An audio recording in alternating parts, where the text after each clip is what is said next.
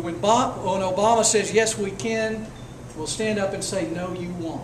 Yeah.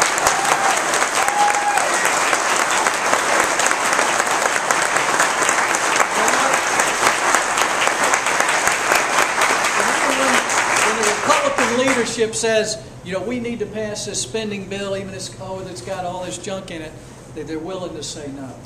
That they're not afraid of not getting a committee assignment or not getting an earmark. Folks, we've got two good folks in this primary here for Senate, and I know them both. But I need somebody with the courage and the character to say no when we have to say no.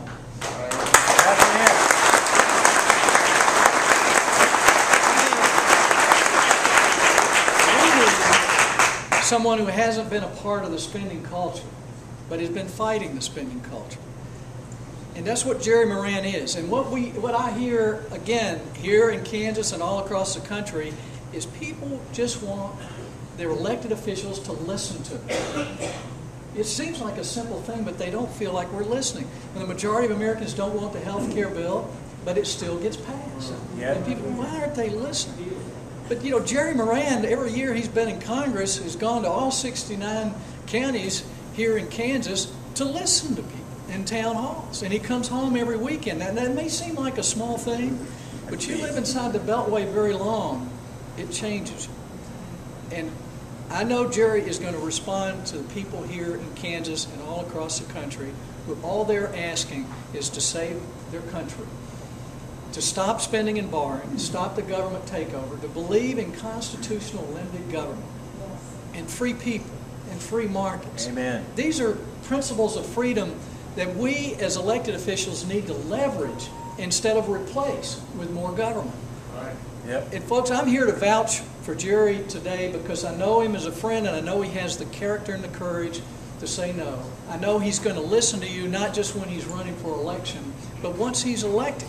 He's going to continue to go around and listen to people. And he's going to speak for you in Washington. And I think that's about all we can ask of elected officials today. But if I have a few Jerry Morans, I think we can turn this country around. We can save it from the edge of the cliff. And we can get that change and send it back to President Obama and get some real change in 2010 and 2012 that works for America. So thanks for coming out. I want to answer your questions, but thanks for being here just to listen. I know some of you came undecided. I hope you decide before you leave to support Jerry. Yeah, that's right. Thank you. Thank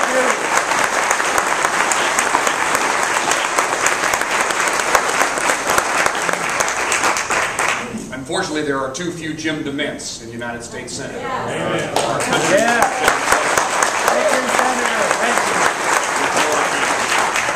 A couple of acknowledgments, and then we'll go to the questions. I'm going to make a mistake here and introduce the mayor of Olathe before I introduce my wife. Mayor Mike Copeland is here, and I appreciate that very much.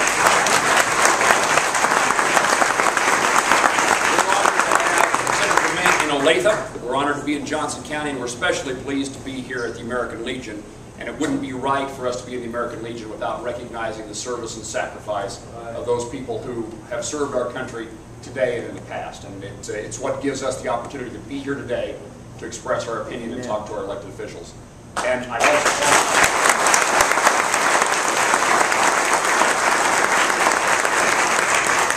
I'd like to introduce my former Kansas City wife via the city of Hays, Kansas, back to Kansas City today.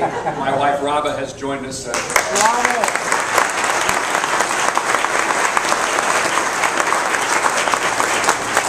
2 years ago, I told Raba, I think it's time for us to go live a normal life.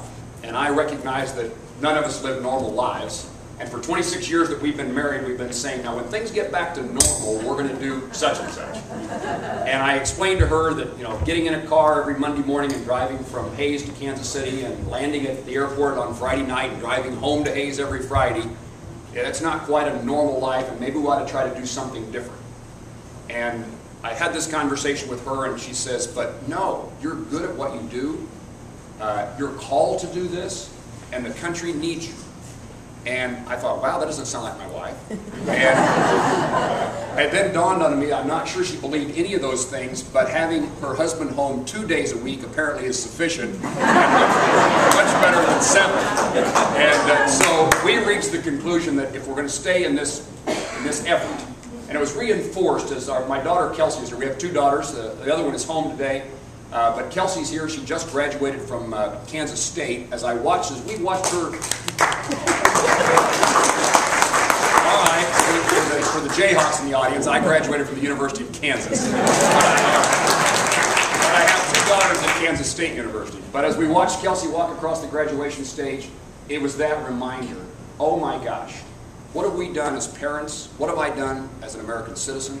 Especially, what have I done as a member of the United States House of Representatives to make sure that our daughters and every other child and grandchild has a country to grow up in and to raise their families in the way that we know it should be. And it's not writing, Kelsey, it's not writing you out a check, but it's trying to make sure that you have the opportunity to pursue your life's dreams and to make sure that freedom and liberty is something that reigns across our country for us today, but perhaps even more importantly for those who follow us.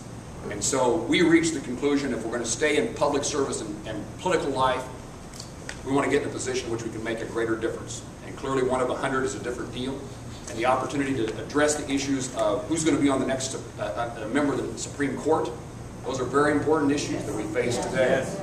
And so we're doing everything we can to make sure that we're in that position.